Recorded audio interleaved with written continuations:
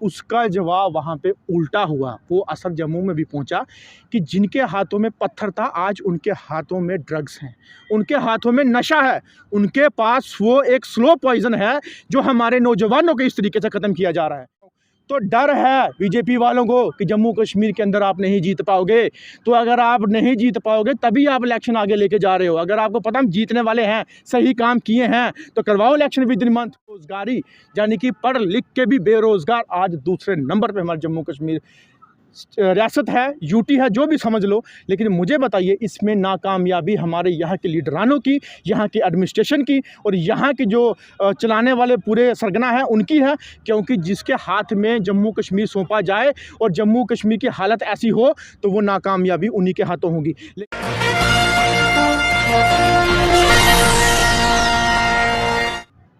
आप सभी का स्वागत है जे के दास्तान में और मैं हूँ आपके साथ बिलाल बिलसी आपकी खिदमत में हाजिर। आज हमारे साथ सन्नीकांत जी हैं जो जंतर मंतर से जो है चंद रोज़ कबल जो आए हैं, जम्मू कश्मीर के मसाइल पर जो है इन्होंने वहाँ पर आवाज़ उठाई, उसके हवाले से बातचीत करते हैं। जी सर, क्या कहना चाहेंगे? जंतर मंतर पर एहतजाज किया, क्या इससे साबित होता है कि जम्मू कश्मीर में सुनवाई नहीं हो रही? अब जो है आप सेंटर के पास गए, इस पर क्या कहना चाहेंगे? देखिए, पहले हम पंजाब हो, चंडीगढ़ हो, दिल्ली हो, मुंबई हो, महाराष्ट्र हो घूमने जाते थे। लेकिन आज की डेट में दिल्ली में हमें अपनी जो डिमांड्स है, जम्मू कश्मीर के जो हालात है, मौजूदा हालात को लेके जो है वहाँ पे हम डिमांड्स के लिए गए। जंतर मंतर एक ऐसा मंच है पूरे हिंदुस्तान का जो सेंटर है, यानी कि सांसद रोड पे आगे जाके वहाँ पे हमने प्रदर्शन जो है वो किया जम्मू कश्मीर की मौजूदा हालात को लेके, जिसमें हमारे नौजवानों को जो बेरोज़गार आज की डेट में घूम रहे हैं, ना ही उनके पास अभी रोज़गार है। और जब रोज़गार निकालते हैं यानी कि एडवर्टीज़मेंट जब इनकी ओपन होती है तो हमारे नौजवानों में काफ़ी खुशी होती है, खुशी की लहर होती है। और जो पढ़ाई करके बेचारे अपनी मेहनत करके बताते हैं कि हम आज अपनी पढ़ाई दर्शाएंगे, कहीं ना कहीं डिपार्टमेंट में जाके अपना जो है कुर्सी में बैठेंगे।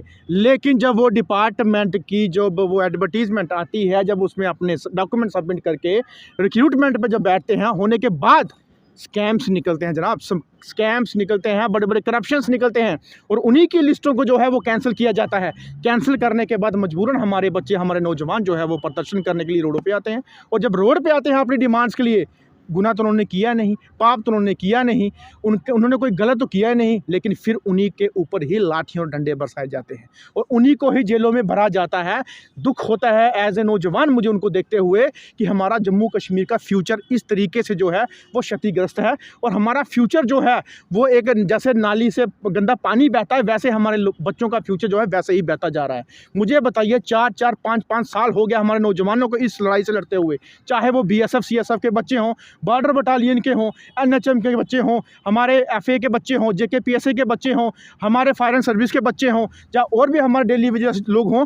आज भी इनके आगे जोलियां फिला के, मारे खा के, डरने कर के, प्रोटेस्ट कर के मर गए, लेकिन इनके कानों तक जूं नहीं रहेंगी।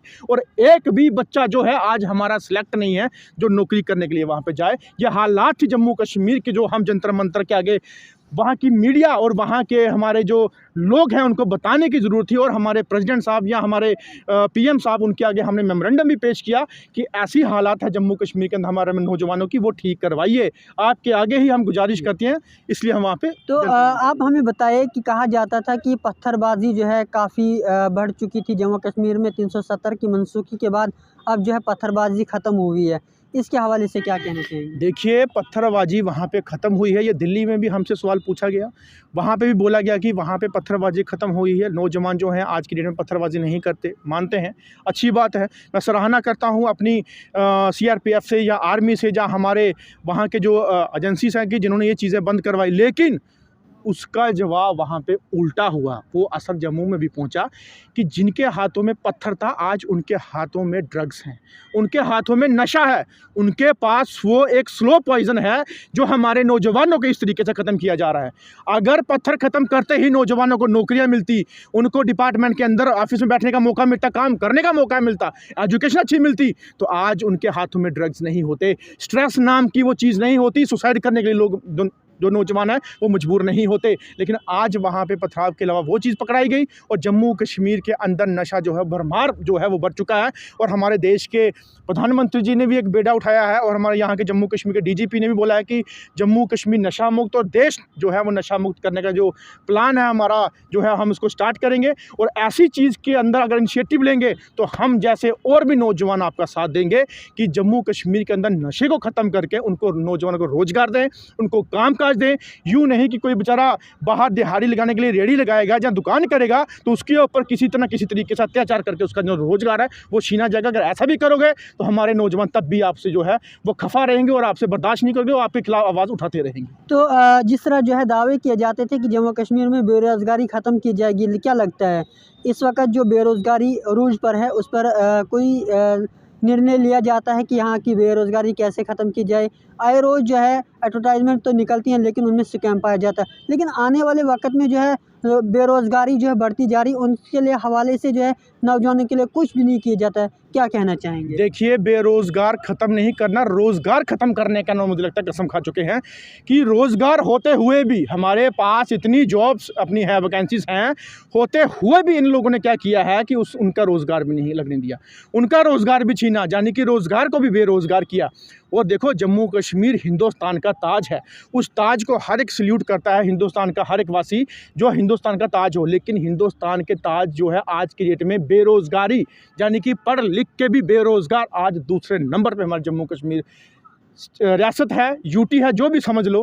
लेकिन मुझे बताइए, इसमें नाकामयाबी हमारे यहाँ के लीडरानों की, यहाँ के एडमिनिस्ट्रेशन की और यहाँ के जो चलाने वाले पूरे सरगना है उनकी है। क्योंकि जिसके हाथ में जम्मू कश्मीर सौंपा जाए और जम्मू कश्मीर की हालत ऐसी हो तो वो नाकामयाबी उन्हीं के हाथों होगी। लेकिन आज की डेट में हमारे नौजवान, आज के डेट में हमारा नया युवा अपने जम्मू कश्मीर को बचाने के लिए खुद रोडों पर आ चुका है। और मैं आशा करता हूँ ऐसे नौजवानों को कि हमारे जो लीडर थे, हमारे जम्मू कश्मीर के जो हालात है उनकी वजह से ही आज है हमारे कुछ सोशल एक्टिविस्ट या हमारे कुछ नौजवान लीडर जो हैं वो निकल के बाहर आए और जम्मू कश्मीर को बचाने में, जम्मू कश्मीर को ठीक करने में, जम्मू कश्मीर का नक्शा अच्छा करने में या डेवलप करने में, उनको आगे दिलाने में जो है वो बराबर सहयोग दें, एकजुट होकर और मिले। और इसमें जात पात का ना उसमें कोई मैटर हो और कोई भी एरिया का मैटर ना हो, सब हिंदू मुस्लिम सिख ईसाई किसी भी एरिया के हों, जम्मू हो कश्मीर के हो, मिलजुल के एक साथ जुट होकर अपने जम्मू कश्मीर को बचाएं। तो आखिरी सवाल रहेगा कि आने वाले वक्त में क्या लगता है जम्मू कश्मीर में इलेक्शन होगा और क्या आने वाले अगले साल यानी 23 में बताया जा रहा है इलेक्शन होगा, आपको लगता है 23 में इलेक्शन होगा या नहीं? देखिए, मैं तो चाहता हूँ इलेक्शन कल हो, मैं तो चाहता हूँ इलेक्शन विद इन वीक हो। लेकिन डर उसको होता है चोर को जो कभी जीतने वाला ना हो। डर है चोरों को कि इलेक्शन अगर होगी तो हम जीतेंगे नहीं, क्योंकि सर्वे करवा चुके हैं। ये चोर जो, अगर चोर बोलेगा कि मुझे पता है कि मैं पकड़ा जाऊंगा, तो वो पकड़ने के लिए अपने आप को पकड़वाने के लिए थाने के पास नहीं जाएगा। मैं कहता हूं अगर पता है मैं हारने वाला हूं, वो मैं चीज़ कभी ना करवाऊं। तो डर है बीजेपी वालों को कि जम्मू कश्मीर के अंदर आप नहीं जीत पाओगे।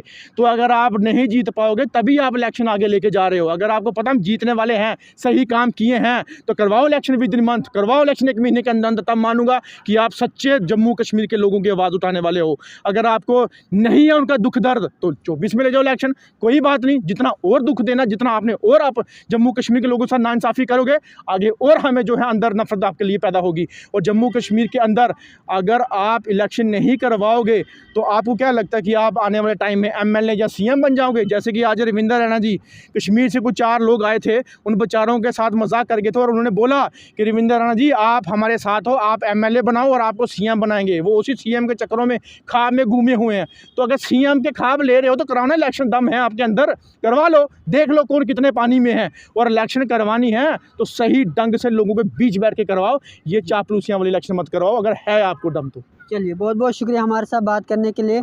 तो जिस तरह आप जानते हैं कि जम्मू कश्मीर में मसलो मसाइल तो काफ़ी हैं लेकिन उन्हें हल करने की कोई भी ज़हमत नहीं करता है। बने रहें जे के दास्तान के साथ, बिलाल ब्लेसी, जम्मू से।